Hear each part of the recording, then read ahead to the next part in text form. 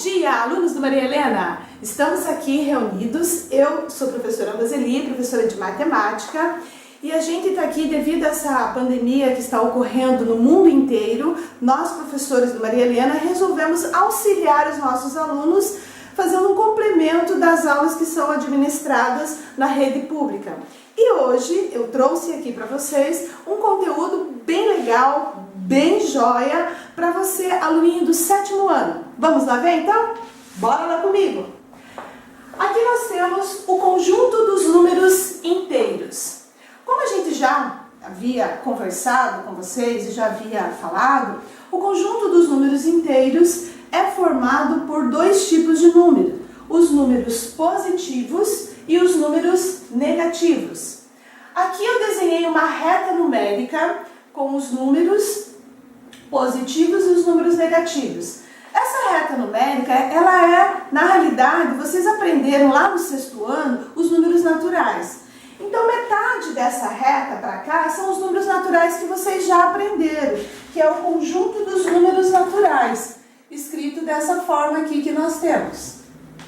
E para os alunos agora, que estamos iniciando o 7º ano, a gente aprende os números inteiros, além de outros números também.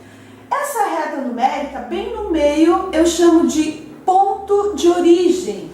Esse ponto de origem é o que vai me dar a determinação da minha reta para separar esses dois tipos de número. Então, olha só como é legal. Para cá ficam todos os números positivos e você pode observar que eles vão até o infinito. E do lado de cá do zero eu tenho os números negativos e eles são demonstrados através do sinal de menos, que a gente não pode esquecer. Então aqui nós temos os números, negativos. Uma outra observação que a gente tem que fazer também é se preocupar aqui com a minha reta, o meu ponto de origem. Andando para cá, a gente já sabe, já vem lá desde o comecinho, maior fica o quê? O número. E andando para cá, menor fica o número. Então, como assim? Claro que da casa 1 para chegar à casa 3, quanto mais distante do zero eu for, maior vai ser o meu número. E para cá, quanto mais distante do zero eu for, menor vai ficar o meu número. Como assim, professora? Como é que a gente pode observar isso? Então, olha só, a gente já sabe que se eu tiver, por exemplo, o número 1 e o número mais 6, qual dos dois seria o maior? É claro que no nosso caso aqui seria o número mais 6, Porque ele está mais longe do zero. Vindo para cá, para os números negativos, se eu tiver lá menos 1 ou menos 6, e eu quero saber qual dos dois números é o maior em relação ao lado negativo. Como que eu vou fazer isso? Então eu vou olhar aqui na minha reta. Aqui está o menos 1, E aqui nós temos aqui o menos 6. Eu quero saber qual desses dois valores é o maior número. Nesse caso, como a gente fez aqui, que quanto mais longe do zero, menor vai ficando o número, então quer dizer que o menos 6, que está aqui, ele seria o menor número em relação ao menos 1. Então, para nós aqui, o menos 1 é o maior. Mas por que ele é o maior? Porque ele está mais próximo do zero, em relação, fazendo essa comparação. Mas, se a gente tiver aqui um outro exemplo que a gente pode colocar, se eu tiver aqui um número menos 2 e mais 3, repare o seguinte, eu tenho um número negativo e um número positivo. É claro, pessoal, isso é já óbvio, que o mais 3, nesse caso, fazendo a comparação entre os dois números, o mais 3 sempre vai ser o maior.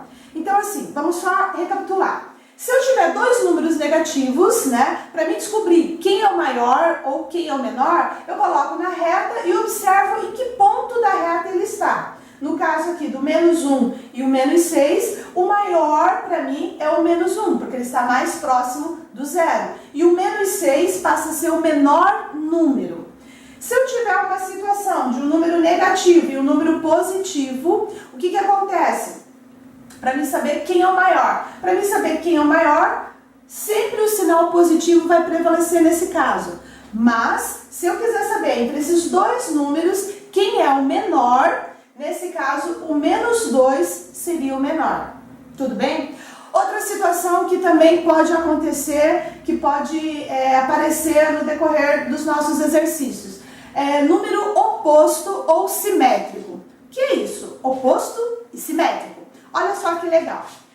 Vamos pegar o caso aqui do mais 2, né? O mais 2 está a 2 unidades do zero. Então, eu tenho aqui mais 2. Eu quero saber quem é o oposto. Então, olha só. Oposto está do outro lado. Então, o oposto ou simétrico, que é a mesma coisa, vai estar do outro lado a mesma distância do mais 2. Então, vamos lá. Aqui eu andei 2 unidades, então, 1, 2. Então, o oposto ou simétrico do mais 2 seria o menos 2, né? Oposto ou simétrico seria o menos 2, tá? Por exemplo, outra coisa que também pode acontecer em relação a módulo, né? Vamos falar um pouquinho sobre módulo. Módulos são essas duas hastes, onde eu tenho um número, por exemplo, menos 3, né?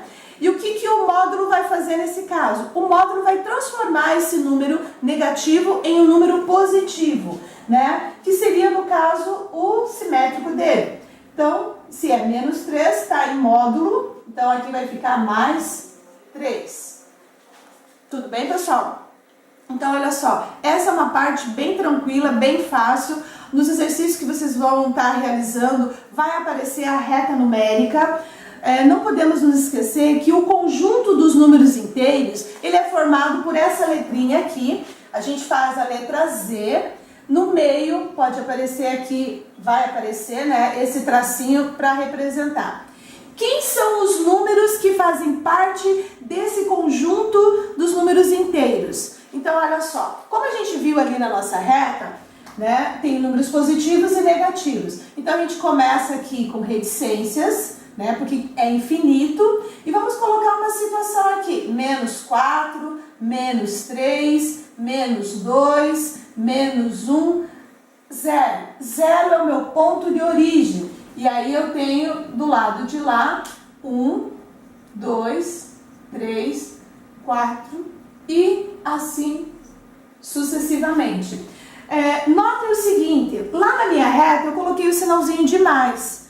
Posso também colocar aqui, independente. O número, quando for negativo, ele tem que aparecer com o sinal de menos, tá? O sinalzinho de mais eu posso colocar ou não colocar, a gente sabe que ele é positivo. Então, esse daqui é o conjunto dos números inteiros. É um conjunto extremamente grande, né? Quem está no ponto de origem, no caso, seria o 0. Do lado de cá ficam os números positivos e do lado de cá ficam os números negativos. Tudo bem, pessoal? Então é isso. Eu gostaria que vocês realizassem algumas atividades que vai ficar no nosso link aqui. Conexão NH, Maria Helena. E eu gostaria que vocês acessassem para resolver alguns exercícios relacionados ao conjunto dos números inteiros.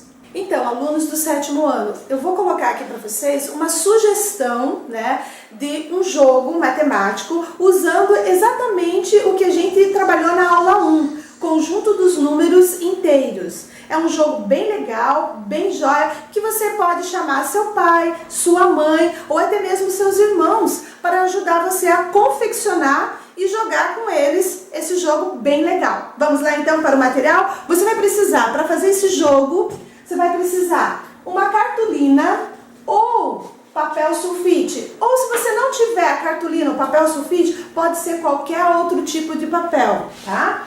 Você vai precisar também de uma tesoura, mas atenção, você criança, uma tesoura sem ponta, tá? Aqui nós temos canetinhas ou lápis de cor, opcional, tá? Ou você usa canetinha ou lápis de cor, tanto faz. E uma régua para você marcar exatamente o espaço da pecinha de dominó. Como que você vai construir esse dominó? Da seguinte maneira. Então aqui nós temos, né, a tesoura sem ponta, o papel em branco, nesse caso é uma cartolina, aonde você vai recortar mais ou menos retângulos desse tamanho e de um dos lados você demarca bem o meio dele. Por quê? Porque de um lado vai colocar um número e do outro lado você vai colocar outro número. Mais ou menos assim você vai ter, né? Esses números saíram da onde? Saíram da folha, onde você vai escolher 28 números e do seu lado você vai colocar o oposto desse número que você escolheu, para você montar as pecinhas do seu dominó. E aí, o seu dominó vai ficar com essa cara aqui.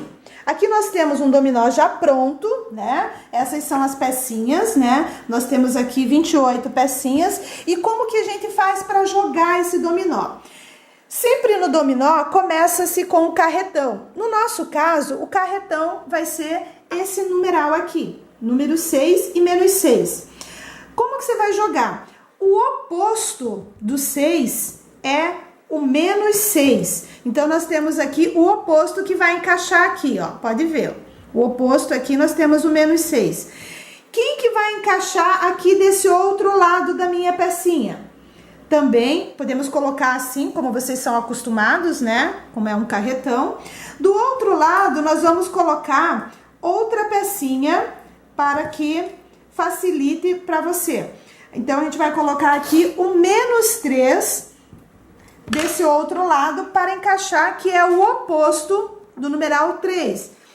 Quem que você vai colocar aqui? Você pode ter uma pecinha aí, né? Mais 5, que seria o oposto, né?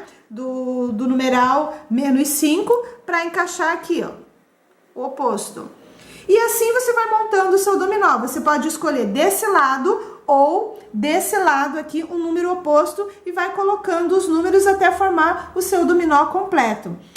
Então, pessoal, essa foi a dica, né, para os alunos que vão estar trabalhando com os números inteiros, um dominó bem legal, bem criativo, que você pode fazer na sua casa, porque agora nós temos aqui ficar em casa, e esse joguinho vai ajudar bastante você a trabalhar com os números inteiros. Então, essa é minha dica para você sobre os jogos matemáticos, números inteiros.